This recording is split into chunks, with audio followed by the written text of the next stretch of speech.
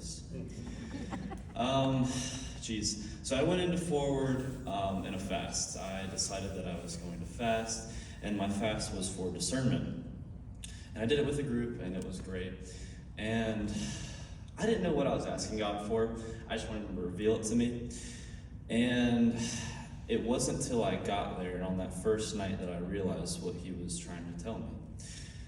And I grew up in the Christian faith. I grew up in a church with a loving family around me. They're sitting right there. My parents are amazing. I can't put into words. But I got there and I realized that I had a foundation, right? But in the light of that arena that Jesus was showing, it showed me all the cracks I had in my foundation. And I sat there and I realized that those cracks were killing me, right? Because each of us has a Jesus-sized hole in our heart. And we have to allow him to come into that and to fill us with it. And I was halfway there. I was letting him in, but I wanted to keep some of this, right? Some of my sins, some of my addictions. And that controlled my life. All I would do is I would sin, and then I would be like, oh, I'd feel that conviction, and it's like, oh man, you know what? I tomorrow will be better, right? But we're not promised tomorrow, are we? So at that moment in that worship, that first session, it came upon me that I just needed to surrender. And even in that first session, I didn't. I was still, no, you shouldn't, don't, just leave it for tomorrow. I was still doing that, even in that room, even in that powerful moment. So the next day came, and the next day was beautiful. Russell Johnson really spoke to all of us, and I definitely suggest all of you watch him as well. And what he said to me, what really left an impression on me, was how the word isn't there for us to change, the word's there to change us. Right? And I kept changing the word, I kept changing what Jesus was trying to tell me. I was like, no, yeah, it's okay, this sin's fine. But that's a lie. And that was a lie that I kept telling myself day in and day out.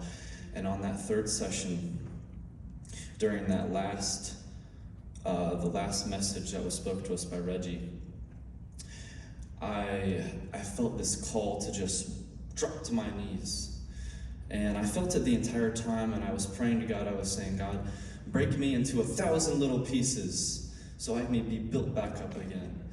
And then eventually on that third session, I did it. I dropped to my knees, I closed my eyes, and I just started crying. And guess what? He broke me into 1,000,000. That moment was something I will never forget. It was when I surrendered to Christ. It's not something that it was just a moment decision that just led me to there, and I allowed him into my life and to take away the addictions that I had before, because there was no way I was gonna get rid of those on my own, right?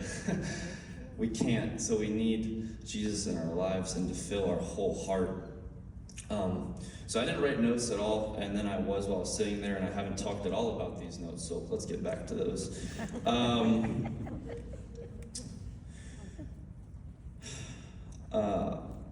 Another thing that really spoke to me, and Erica mentioned it, was how Russell Johnson, he said, the cross doesn't take away your pain, it gives purpose to it. And I would always, I have these struggles in life, and I would blame it on myself or others as to why I'm having them, and I would just stay in my sorrow, right? But I realized that if I would just take this pain that I'm feeling and use it for the glory of the kingdom, and that pain, it wasn't pain anymore, it was purpose. And it took that moment of surrenderance to realize that. And I'm not gonna lie, a lot of us have said that this week has been easy and peaceful. Maybe not easy, but peaceful. For me, it's been a fight. It's been a fight for tooth and nail for the past week since I got back from forward because the devil's mad. He's not happy I surrendered myself, that I'm healing up those cracks with the word, and he's coming at me as hard as he can. And I was fighting, I was shaking off the temptations, and then one night I allowed the temptations to come in, and I fell again. And it hurt because I thought that this forward experience was going to heal me completely, but I realized that it hadn't. And I dropped down, and I wept. I was so sad.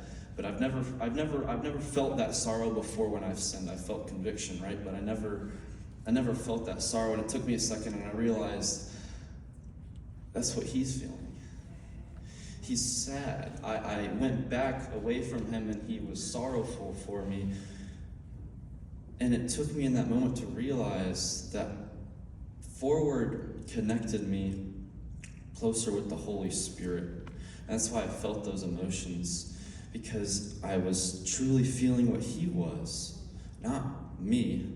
So in that moment, I decided that I was going to go on with my life. And I had these cracks in my foundation, so now I'm going to fill it with the word. Anytime I feel that temptation, I'm going to shake it off and pray for it to go away. And I'm going to keep reminding myself that if Jesus can take me back every single time I sin, if he's not going to define me by my failures, then why should I define myself by my failures?